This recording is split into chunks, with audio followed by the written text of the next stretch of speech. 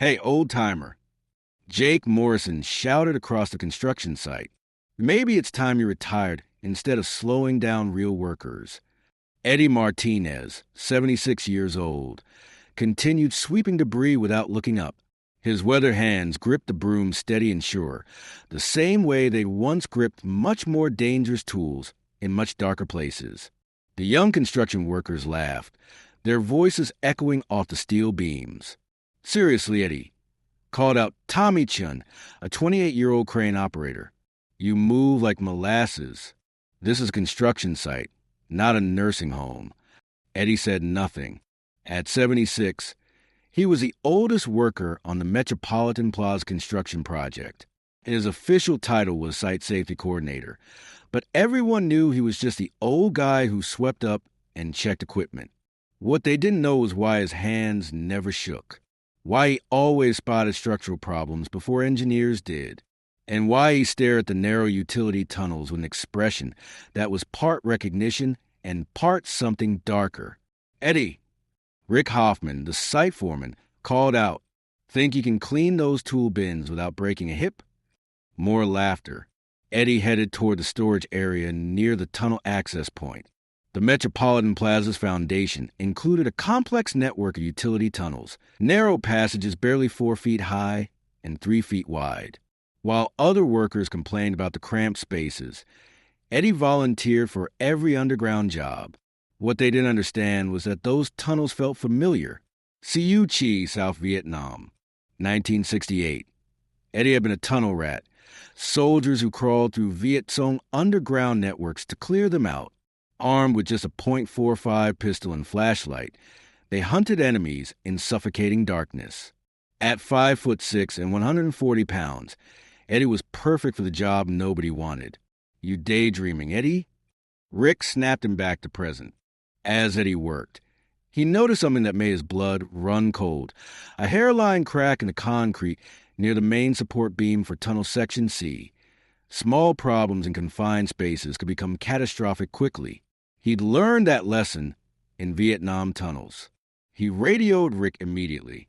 "Foreman, potential structural issue in Tunnel C. Need an engineer. How bad? Could be serious. Better safe than sorry. I'll get Peterson down there after lunch."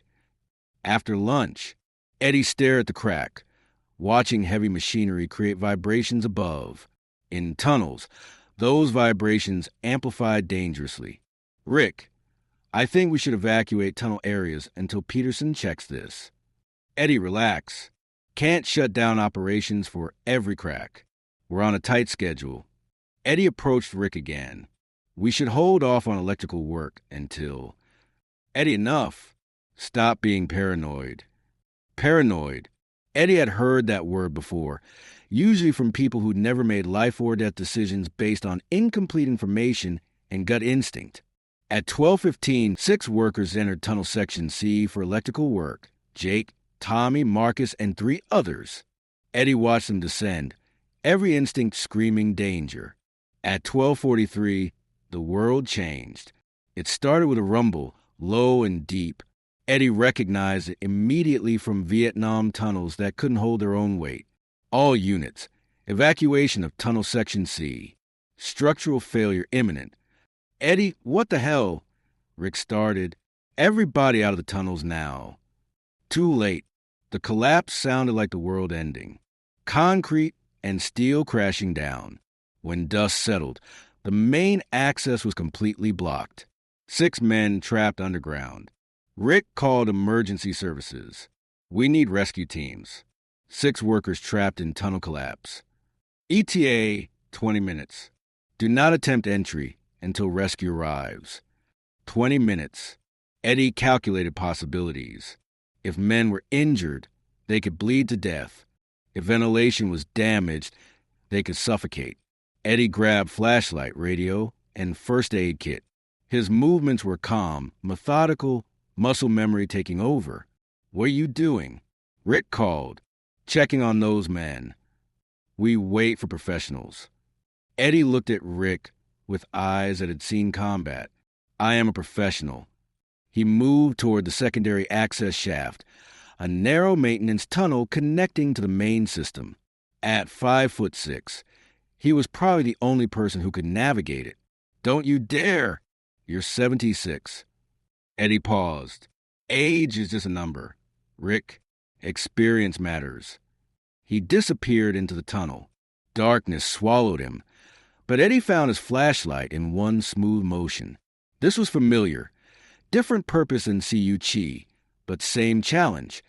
Navigate hostile underground environment to reach people needing help. His radio crackled. "Eddie, report position.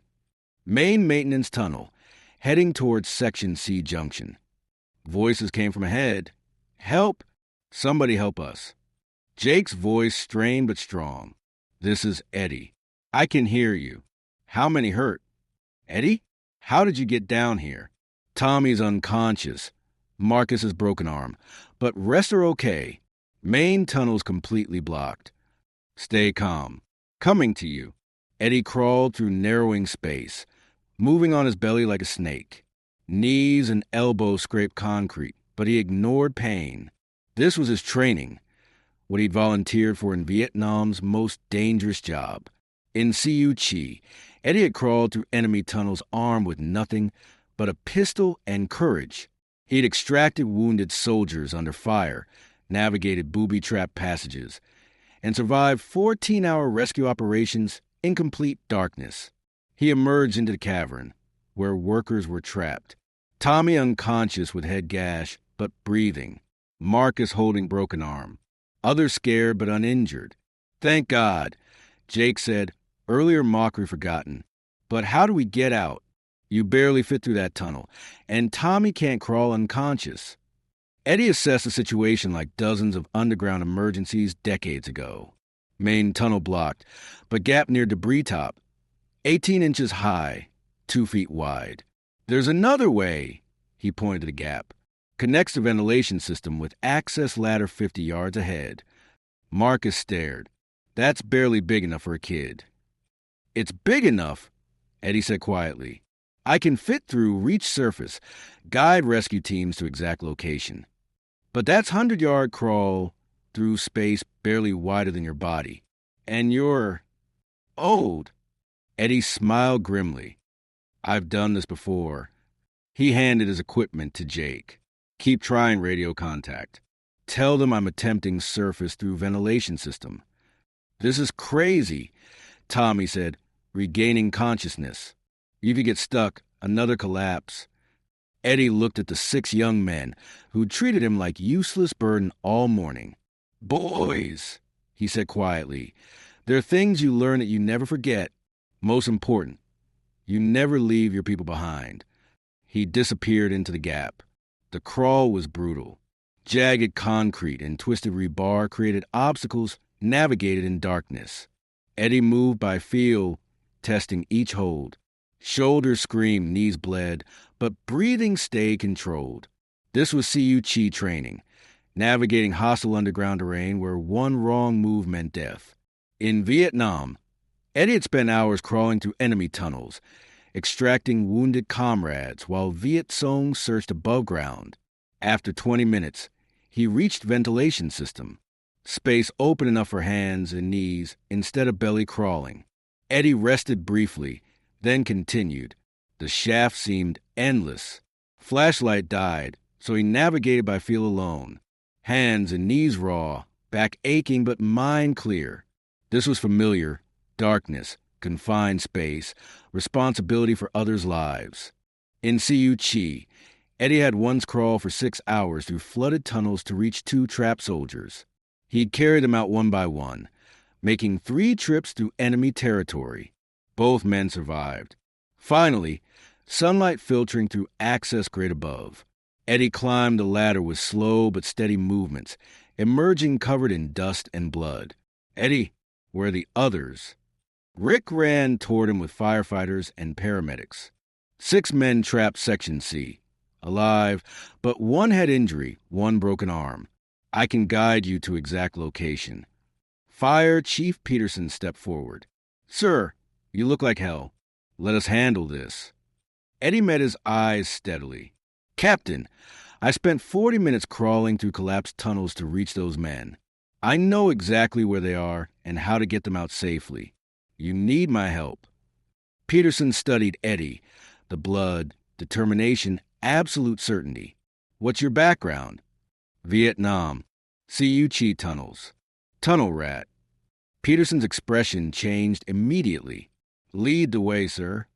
The rescue took 3 hours, but with Eddie's guidance, all 6 workers were extracted safely. Tommy needed stitches, Marcus surgery, but everyone survived. As ambulances left, Rick approached Eddie getting wounds cleaned. "I owe you an apology. How did you know how to navigate those tunnels?" 50 years ago, I crawled through tunnels in Vietnam hunting enemies. Today, I crawl through tunnels here saving friends. Different war, same skills." Jake appeared, face pale. "What I said about you being too slow, I was wrong. Dead wrong." Eddie smiled. "You weren't wrong about me being slow. But sometimes slow and steady gets the job done." Tommy and Marcus approached, bandaged but walking. "We don't know how to thank you," Tommy said. "You would have done the same." "I don't know if I could have crawled through those tunnels," Marcus admitted. "Don't know if I'd have the courage." Eddie looked at the young men who'd mocked him for months. Courage isn't about not being afraid. It's doing what needs to be done even when you are afraid. Experience is surviving enough mistakes to know what works. The construction site dynamic changed completely. Eddie was no longer the burden. He was a veteran who'd risked his life for co-workers. But he remained the same quiet worker, moving at his careful pace. Only difference, when he spoke, people listened. Days later, Jake asked, "Why didn't you tell us about Vietnam?" "Because it wasn't relevant. Until it was." "What do you mean?" "The past is only useful if it helps deal with the present. All those years in Chi tunnels didn't matter until 6 men were trapped and somebody needed to get them." Jake nodded slowly. "Do you think about it much?" "The war." "Every day," Eddie said quietly, "but not the fighting or fear. I think about the men I served with, the ones who didn't make it home, and the ones I was able to help." "How many people did you save over there?" Eddie was quiet for a moment. 14 confirmed extractions, some from tunnels, some from combat zones. But you don't do it for numbers. You do it because it's right. That evening, Rick offered Eddie a promotion, head of safety operations with office and raise. Eddie handed back the letter. "I don't need an office. I need to be where the work happens. At least take the raise. The raise I'll take, but I'm staying on the floor. That's where I do the most good." Weeks later, the local news ran a story about the rescue. 76-year-old Vietnam veteran saves 6 construction workers. Eddie declined interviews, but the story spread. Marcus's father, a Desert Storm veteran, came to the site. "My son told me what you did. I wanted to shake your hand." Tommy's wife brought their kids to meet the hero who saved Daddy. Eddie showed them around the construction site, explaining safety procedures. Jake started asking Eddie about construction techniques, genuinely interested in learning from experience rather than dismissing it. Months later, Eddie received a framed photograph of completed Metropolitan Plaza with plaque. "To Eddie Martinez, tunnel rat hero, and the man who taught us experience never gets old." Signed by all 6 rescued men plus the entire crew. Eddie hung it next to his Vietnam medals and faded unit photo. From Chi in the photo, young soldiers pose in combat gear. Eddie barely recognizable at 22, but the same steady eyes, same quiet determination. Some battles are fought with weapons, others with courage, experience, and unwillingness to leave people behind. Eddie had fought both kinds. The construction company started a veteran hiring program, specifically recruiting older workers with military experience. Eddie helped interview candidates, looking for the quiet competence he recognized in himself. "Age brings limitations," he told new hires, "but it also brings wisdom. The trick is knowing when each matters most." At 76, Eddie was still teaching, still saving lives, still proving that heroes don't retire. They just wait for the next time they're needed. And in a world that often forgets its veterans, sometimes all it takes is one moment, one tunnel, one crisis, one chance to show who you really are, to remind everyone that service never ends. It just changes form.